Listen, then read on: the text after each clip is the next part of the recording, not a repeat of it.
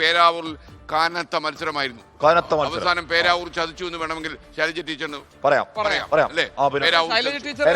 യഥാർത്ഥത്തിൽ അവിടെ വിജയപ്രതീക്ഷ വെച്ച് പുലർത്തിയിരുന്നു എന്ന് സംശയമാണ്. സണ്ണി ജോസഫ് വിജയിച്ച മണ്ഡലമാണ്. മാത്രമല്ല പക്ഷെ കനത്ത മത്സരം കാഴ്ചവെക്കാൻ കഴിഞ്ഞിട്ടുണ്ട്. അവിടെ കെ ശൈലജ ഒരു തവണ ജയിക്കെ പരാജയപ്പെടുന്ന ഇത് ഈ കഴിഞ്ഞ നിയമസഭാ തെരഞ്ഞെടുപ്പിൽ സണ്ണി ജോസഫ് അവിടുത്തെ താരതമ്യേന ദുർബലനായ സക്കീറിനോട് പരാജയപ്പെടുമ്പോൾ തീരെ ഭൂരിപക്ഷം നന്നേ കുറവായിരുന്നു.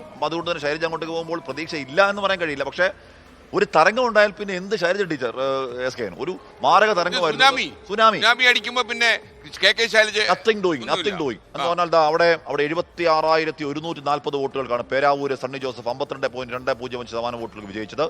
61,687 വോട്ടുകളുമായി അത്ര എന്താണ് 42% വോട്ടുകൾ എന്ന് പറഞ്ഞാൽ ഒരു നെക്ക് ടു നെക്ക് വോട്ടിൽ ഒരു നെക്ക് ടു നെക്ക് ഒന്നും കാണാനൊന്നുമില്ല.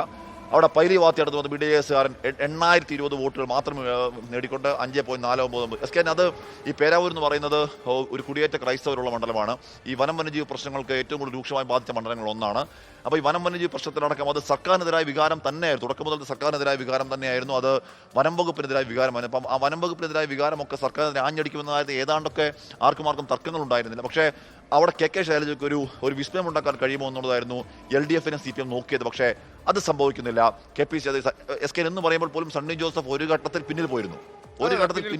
പിന്നീട് ഈ പറഞ്ഞ UDF-ന്റെ കുറച്ചുകൂടി ആധിപത്യമുള്ള കോട്ടകൾ എണ്ണുമ്പോഴാണ് പേരാവൂരിൽ അവിടെ സണ്ണി ജോസഫ് മുന്നിലേക്ക് വരുന്നത്. KPC അധ്യക്ഷൻ എന്ന് പറഞ്ഞാൽ ഇതിൽ പരാജയപ്പെട്ടു പോയിരുന്നെങ്കിൽ UDF വലിയ വിജയം നേടുകയും KPC അധ്യക്ഷൻ പരാജയപ്പെടുന്ന ഒരു ദുഷ്പേര് ഉണ്ടാവുമ്പോൾ സണ്ണി ജോസഫ് എന്തായാലും അതിൽ നിന്ന് സണ്ണി ജോസഫ് അപ്പുറം ഹാഷ്മി ഇവിടെ കെ ശൈലജ ജയിച്ചിരുന്നെങ്കിൽ ഒരു പ്രതിപക്ഷ നേതാവായി ഉയർന്നു വരാൻ കഴിയുമായിരുന്നു. മാത്രമല്ല അത് വേറൊരു തരത്തിലൊരു മധുര പ്രതികാരം എന്ന നിലയിൽ അത് മാറുകയും ചെയ്തു. പക്ഷേ നിർഭാഗ്യവശാൽ ശൈലജ ടീച്ചറുടെ നിർഭാഗ്യം കൊണ്ട് അത് സംഭവിച്ചില്ല എന്നാണ് പറയാനുള്ളത്.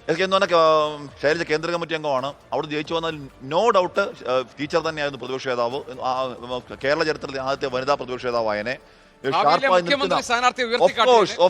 പറഞ്ഞാൽ 5 വർഷം പ്രതിപക്ഷ പക്ഷെ അതൊന്നും നടന്നില്ല. പക്ഷേ തിരിച്ചാലോചിച്ചാൽ ഒരു KPCC പ്രസിഡന്റ് സിറ്റിംഗ് പ്രസിഡന്റ് തോറ്റു എന്ന് പറഞ്ഞാൽ അതും വലിയ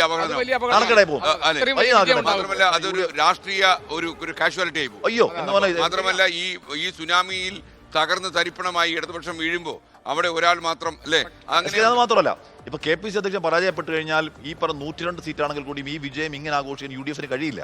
അവർക്ക് ടീച്ചറിനെ നോക്കുമ്പോൾ ഇതൊരു പൊളിറ്റിക്കൽ ഡിസാസ്റ്റർ ആണ്. നോ SK വടകരയിൽ തോറ്റതിന് പിന്നാലെ അടുത്ത തോൽവിയുടെ തൊട്ടു പിന്നാലെ ഉണ്ടാകുന്നത് പാർലമെന്ററി രാഷ്ട്രീയത്തിൽ ശൈലജ ടീച്ചർ ഏറ്റവും പ്രഗത്ഭമതിയായ ഏറ്റവും ഗംഭീരം ആയിട്ട് മന്ത്രിസ്ഥാനം കൈകാര്യം ചെയ്ത ശൈലജ ടീച്ചർക്ക് ഉണ്ടാകുന്ന തിരിച്ചടി ആഘാതം അത് ചെറുതേ അല്ല എന്ന കാര്യത്തിൽ ഒരു തർക്കം വേണ്ട.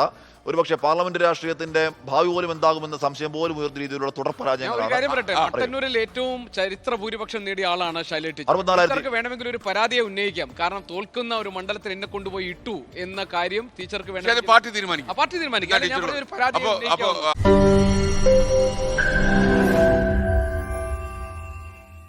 ലോകത്തെവിടെയായാലും ഏത് സമയത്തും 24 വാർത്തകളും ഓഗ്മെന്റഡ് റിയാലിറ്റി പാക്കേജുകളും എക്സ്പ്ലെയിനറുകളും വിശദമായി കാണാൻ ഞങ്ങളുടെ YouTube ചാനൽ നിങ്ങൾക്ക് സബ്സ്ക്രൈബ് ചെയ്യാം.